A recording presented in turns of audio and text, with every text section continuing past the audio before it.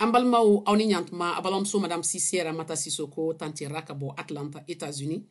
Bi amna kuma neuron neka. Neuron bi komi adamaden zeben kise. Yero kungulu zeben bi kokulu zeben bi o zeben fana bulu faro bebe farla fuma ko ner. Neuron bi kom akise. Yero ni kise ta sisa ko cellule. Ni ek cellule chaman fara ɲɔgɔn kan ibe tissu formé. Tissu bi kom adamaden farikolo bagi. C'est la même chose bagi. Maintenant, ni tissu chaman fara ɲɔgɔn kan ibe organe ke. Abe comme i dusu, le cœur, les poumons, olu be organe. Ni organe fara ɲɔgɔn kan abe ke système. C'est comme le système nerveux, le système respiratoire, le système digestif. Donc bien ni système nerveux de mais akise to ko neuron. Maintenant, amna mun fo bi, amna fo jogo sugu jumɛn bɛ neuron na. Bara la ana kɛcogo la. Bon bara o de tɔgɔ ko fonction, abe bara min kɛ. Structure o kɔrɔ ye ko a cogoya. C'est comme a ka jan wa a ka suru wa jɛgɛnɛ wa a tilero ye structure ye. Amna kuma fana neuron parties kan quoi. Sanfɛ ni duguma yɔrɔ bɛ cogo di. Ani fana fɛnw bɛ bɔ neuron côté dɔ la ka taa côté dɔ la cogo min amna kuma o de kan. Bon neuron mi komi tandi. Ndara ni fɛn min yɛrɛ bɔlen do. O bi a bɛ komi yiri. A bɛ komi yiri de. Yiri branche filɛ, yiri kunturu filɛ, ani yiri sen filɛ, a bɛ se ka kɛ ni yiri racine yɛrɛ ye. Donc n'i y'a yɛlɛma quoi a bɛ se komi yiri. Donc an b'a fɔ ni branche minnu bɛ nin na, bolofarani minnu bɛ nin na, o de tɔgɔ ko dendrite. Donc dendrite, tubabukan na bamanankan na dendrite, kɔrɔbɔrɔkan na dendrite, o tɛ ya. Mais ta fari kolo, on b'a fɔ ko body en français, le corps, o de tɔgɔ ko soma. Donc dendrite ani soma ye nin, mais kolo min b'o kɔrɔ o de ye noyau ye. Maintenant boloni min bɛ bɔ ka taa fo kɔfɛ sisan ka jigin o de tɔgɔ ko axone. Maintenant laban ye synapse kɔrɔ ani a labani min na fɛnw bɛ bɔ a kɔnɔ pour que ani nerf wɛrɛ ka kuma ɲɔgɔn fɛ. An bɛna kuma o kan. Bon ni ye neuron ta sisan, i b'a senti ko sanfɛla in branche o de tɔgɔ ko dendrite. A kisɛ nin o tɔgɔ ko noyau. O y'a kolo y'a kɔnɔ quoi. Maintenant ji min b'a kɔnɔ o de ye cytoplasme. Cytoplasme kɔrɔ ye dɔrɔn ji min b'a kɔnɔ cytosol. Ani organelle mun b'a kɔnɔ fɛn olu ye faralen bɛ kɛ cytoplasme. Donc cytoplasme c'est comme cytosol ani organelle. Maintenant ni jiginna sisan i b'a ye bolon fara dɔ bɛ jigin olu datugulen ni fɛn dɔ ko myéline. O tɔgɔ ko myéline ko komi tulu sugu dɔ de b'a datugu pour que k'a kɔlɔsi. Ko ye fini don i la dɔrɔn fini dɔ de b'a la k'a datugu pour que a ka protéger. D'ailleurs ni myéline bɔra mɔgɔ fari la mɔgɔ a tigi bɛ paralyser quoi. Donc a b'a protéger de. A bɛ komi ni i ye fini don dɔrɔn. Maintenant n'i y'a jateminɛ sisan ni fɛn bɔra soma in kɔnɔ n'a dilanna sisan ni hormone kan ka bɔ ou bien neurotransmitter ou bien fɛn minnu bɔ quoi a bɛ jigin de fɛ ka na laban na ka bɔ laban o tɔgɔ ko synapse kɔrɔ k'a laban dɔrɔn fɛnw bɛ bɔ yɔrɔ min. Maintenant mun de bɛ neuron na min b'a to neuron b'a ka baara kɛ. Excitabilité o kɔrɔ ye ni fɛn donna adamaden fari kɔnɔ nerf de b'a to i k'a dɔn. Donc le nerf ça peut répondre à l'environnement. O kɔrɔ ni fɛn min kɛra a bɛ se ka ko ni nɛnɛ b'i la par exemple i bɛ se k'i fari fara ɲɔgɔn kan. Ni funteni b'i la i b'i fari bɔ ɲɔgɔn na. Ni mankan tula i bɛ pan. Olu fɛn ninnu nerf de b'a to i b'o kɛ. Neuron ka baara de y'o ye. Mais ta conductivité o kɔrɔ ye a bɛ se ka électricité passer. C'est comme ni fɛn dɔ magara neuron na sisan a bɛ se ka don a fɛ ka taa yɔrɔ dɔ la comme ni courant fil bɛ passer cogo min o jogo fana b'a la. Sécrétion kɔrɔ a bɛ fɛn dɔ bɔ. C'est comme ni fɛn kɛra nerf la a laban ji de bɛ bɔ a kɔnɔ. Donc o signal min bɛ taa comme courant électrique de b'a kɔnɔ o bɛ tɛmɛ a fɛ a laban ye ji ye donc a bɛ f'o ma ko sécrétion. Functional kɔrɔ ye a bɛ baara kɛ cogo de. Donc neuron na baara sugu saba de bi. Neuron kelen ka baara ye ka kibariya ta an b'a fɔ ma ko sensoriel. Ale ka baara ye dɔrɔn fɛn bɛ don a fɛ ka kibariya ta. A partir jumɛn de b'o kɛ? Maintenant a dendrite de b'o kɛ. N'i taara fana neuron filanan min ye o ye tɔgɔ ko interneuron. Inter kɔrɔ ye comme international entre les nations. Inter kɔrɔ ye u camancɛ la. Ni information tara ka don interneuron de b'a jateminɛ k'a fɔ nin ye mun fɛn sugu de. Nin ye ji de ye wa nin ye tulu de. A bɛ fɔ ma ko interneuron o bɛ contrôle central a b'a contrôler. Maintenant n'a y'o bɛɛ jateminɛ o interneuron ninnu fana bɛ kunkolo zɛbɛn ani kɔkolo zɛbɛn an b'a fɔ ma ko central nervous system système nerveux central. N'olu ye décision ta k'a fɔ nin ye tulu de i kan ka nin de kɛ.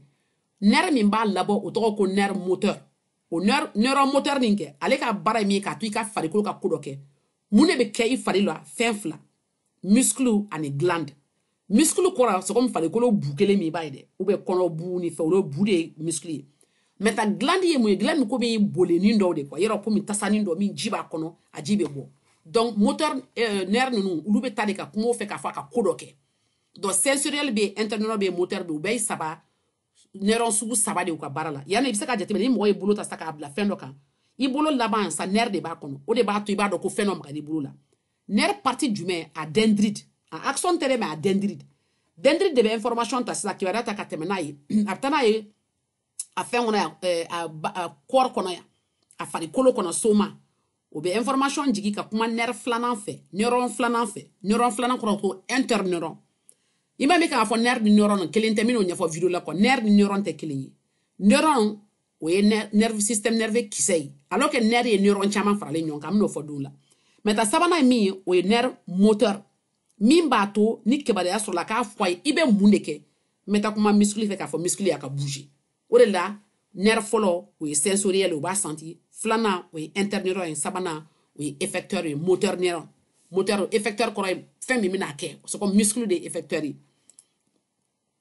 bon an bɛ ka nerf partie minnu fɔ a farikolo ye min fɔ o de ye neurosoma ye neurosoma ale de b'a to baara bɛ kɛ a bɛ jateminɛ ni fɛnw kɛ cytoplasme o ye ji ni fɛn minnu bɛ neurosoma in kɔnɔna na fɛn minnu b'a kɔnɔ olu tɔgɔ ko organelle organelle kɔrɔ dɔrɔn ko organe fitinini you know, c'est comme asani jɛnɛbani neuroni donc organelle kɔrɔ organe ouais donc mitochondrie o ye organelle de o de bɛ taa énergie fanga bɛ don nerf la lysosome o bɛ komi ɲamamina yɔrɔ n y'a fɛ n ko assainissement kan ka kɛ yɔrɔ bɛ hali neuron kɔnɔ ɲamamina de bɛ mais ta Golgi complexe n'o bɛ Golgi apparatus o de b'a to fɛn minnu bɛ dilan u bɛ bɔ ɲɔgɔn na komi n'i y'a bila carton kɔnɔ k'u datugu inclusion olu ye fɛnw de fɛn minnu bɛ don nerf kɔnɔ u bɛ mara kɔnɔ a ko mara yɔrɔ a ko kɛsu maintenant IR endoplasmic reticulum ale de b'a to fɛn yɛrɛ bɛ dilan komi n'i ye boulangerie ta sa ka buru k'a kɔnɔ a bɛ komi machine min buru bɛ k'a kɔnɔ o ɲɔgɔnna fɛnw de bɛ dilan ale kɔnɔ donc ninnu bɛɛ de ye fɛn ye minnu bɛ neuron kɔnɔ an y'a ye ko dendrite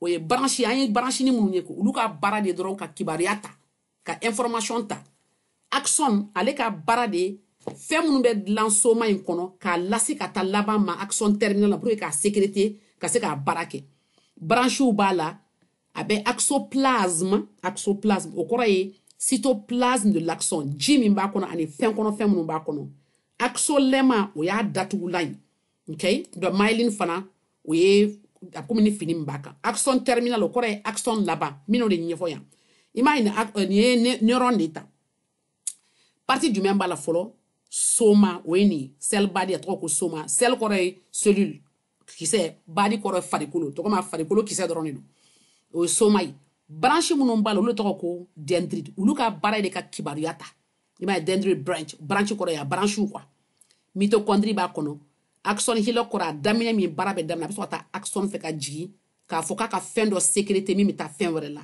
synaptic terminal y'o laban ye donc maintenant n'i ye neuron fana ta a sugu ka ca dɔ tɔgɔ ko multipolar kɔrɔ ye caman polar kɔrɔ ye bolo faraw bi kɔrɔ ye fila c'est comme bi fila uni kɔrɔ ye kelen anaxoni kɔrɔ fɛn t'a la n'i y'a jateminɛ sisan nin ye multipolar ye o kɔrɔ ye min branche caman de bɛ nin neuron ninnu na alors que unipolar o kɔrɔ ye branche kelen de bɛ bɔ soma in na bipolar branche fila de bɛ bɔ soma na i m'a ye ani anaxoni branche yɛrɛ t'ale la donc nin bɛɛ b'a jira k'a fɔ ko o forme tɛ kelen ye quoi donc maintenant ni fɛn fana bɛ taa a bɛ bɔ soma in de la n ye min yira sisan a bɛ bɔ soma de la yan sisan yan nɔ par exemple ka jigin axon fɛ ou bien ka bɔ soma la ka jigin axon fɛ ka taa maintenant n'i y'o jateminɛ o b'a yira la k'a fɔ axon ale ka baara ye ka fɛn jigin mais fɛn bɛɛ tɛ jigin ni vitesse kelen dɛ fɛnw bɛ se ka jigin joona tuma dɔ la o tɔgɔ ko axonal transport a bɛ bɔ sel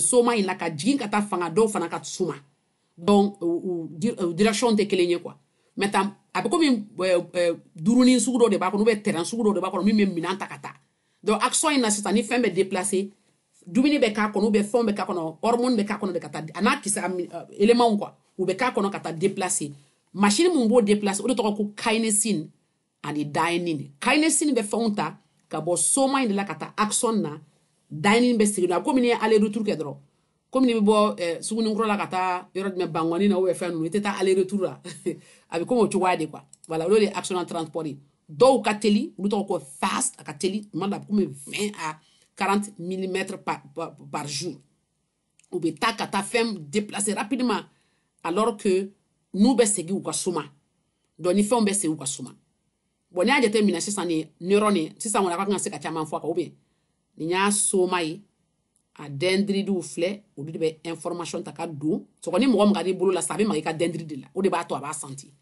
o be jateminɛ k'a be jigin axon fɛ ka taa axon terminal la ka fɛn dɔ sécurité pour que neuron ka se ka baara kɛ donc neuron ye mun de o ye nerveux système nerveux kisɛ cellule dɔrɔn de don donc i farikolo kɔnɔ neuron baden de b'a kɔnɔ minnu b'u ka fara ɲɔgɔn kan k'u ka baara kɛ alright donc j'espère que nin bɛ kan ka aw dɛmɛ dɔɔni a k'an bɛn sen wɛrɛ